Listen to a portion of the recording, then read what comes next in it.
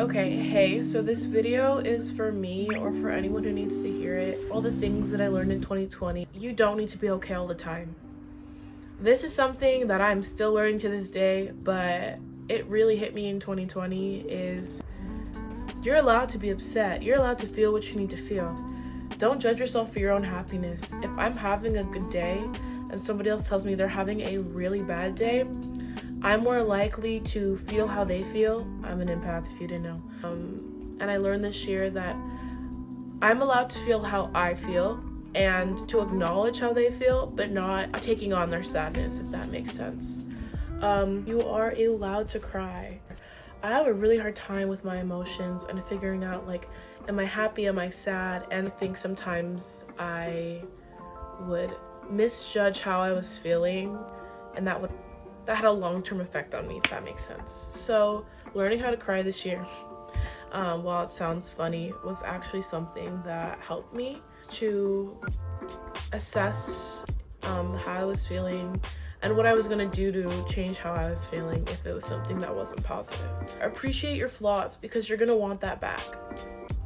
And what I mean by this is I have stretch marks, I have all of that stuff, like learning to love, because I used to point to pictures of like me when I was little. I was on the phone with Belle and I was like, why can't I look like that?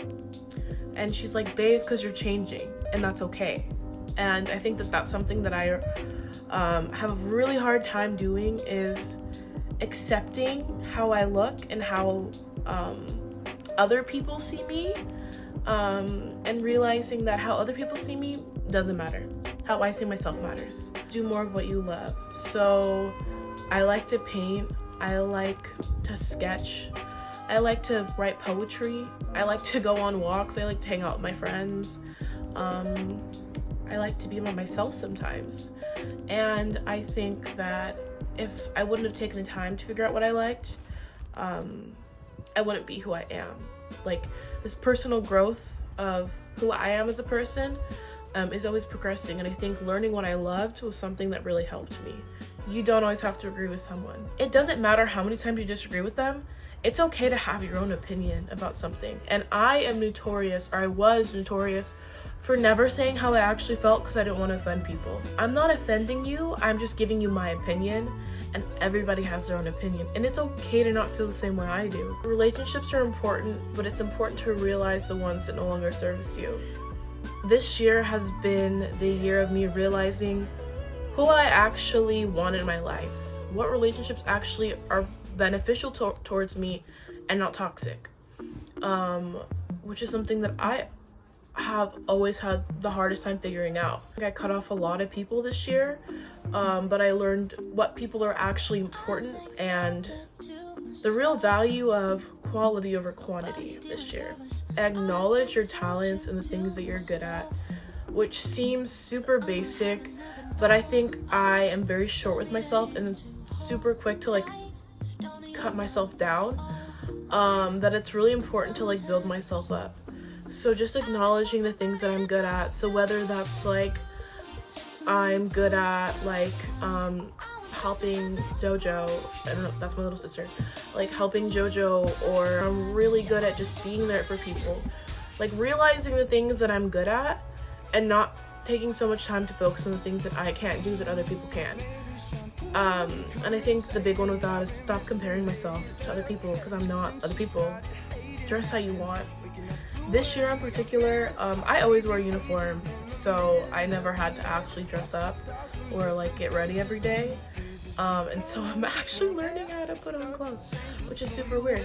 But I think it's also helped me by giving me a sense of individuality, which I really enjoy. And I didn't know that I would actually enjoy like fashion and getting dressed until like this year. So yeah, be comfortable with being uncomfortable. So I get really anxious in transitional points in my life. So like going into college, I was really anxious. There's a difference between like trusting your gut and knowing if it's wrong for you, and knowing that something's good for you but not wanting to take that step because you're scared. And I think that that's something that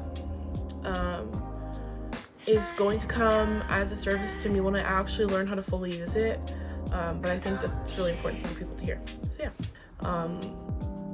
you're not gonna realize you have a good thing gone till it's gone. Being in the moment with things, I think, is really important. I'm allowed to be angry. So for me, this summer was really difficult. I'm allowed to feel how I want to feel. And I think that's something that I really stood on my ground with this year, is realizing what services me and what doesn't, like I was saying earlier.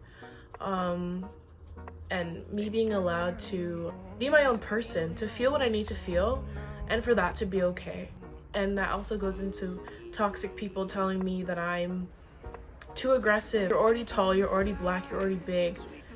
Being aggressive doesn't help. And I think that that's something that really affected me. I can't get rid of it. Like, I'm allowed to have emotions, I'm allowed to feel a certain way. And if you can't deal with that, then that's on you.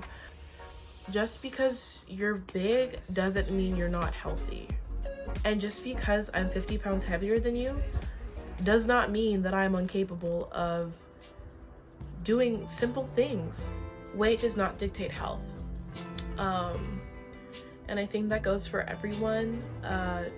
Everybody looks different. So to say that because that person is 90 pounds that they're unhealthy, they're underweight, or because that person is 230 pounds, they're not healthy, they're overweight, I think weight is not a defining factor of your health.